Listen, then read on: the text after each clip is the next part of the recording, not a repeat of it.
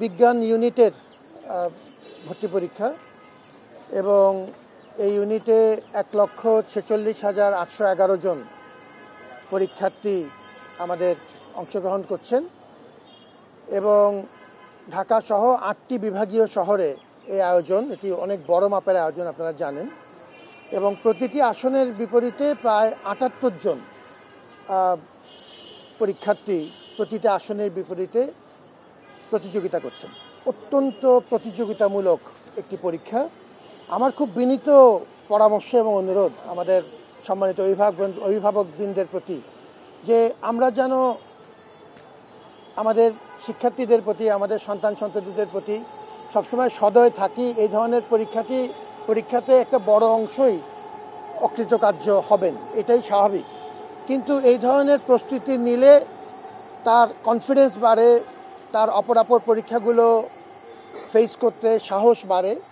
আমরা যেন কোনোভাবেই তাদেরকে তিরস্কার না করি, কোনোভাবেই যেন তাদের প্রতি কঠিন না হই, এটি খুবই গুরুত্বপূর্ণ। ব্যবসা শিক্ষা ইউনিটের যে বিষয়টি ঘটেছে সেটি দুটো জিনিস খুব পরিষ্কার করা দরকার। প্রশ্ন ফাঁসের কোনো ঘটনা ঘটেনি। যেটি ঘটেছে সেটি দেখবার জন্য আমরা সর্বোচ্চ উদ্যোগ নিয়েছি। বিশেষজ্ঞদের সমন্বয়ে আমাদের যে কমিটি কাজ করেন মুখ্য সমন্বয়কের নেতৃত্বে, সেই কমিটি গত পুরো সপ্তাহ যাবৎ তারা উদয়স্ত পরিশ্রম করছেন ছাত্রদের সর্বোচ্চ স্বার্থ সংরক্ষণ করে যাতে বিষয়টি সমাধান করা হয়।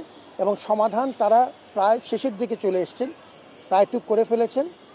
আমাদের মূলত দুটো বিষয় ছিল, খুব স্বল্প সংখ্যক, শুধুমাত্র এমসিকিউ অংশে স্বল্প সংখ্যক ক্ষেত্রে কিছু ক্রমধারাজনিত ত্রুটি ছিল, আর কিছু ছিল পুনরাবৃত্তিজনিত ত্রুটি। সেটি অতি সংক্ষিপ্ত, অতি স্বল্প সংখ্যক ক্ষেত্রে শুধুমাত্র এমসিকিউ পর্বে।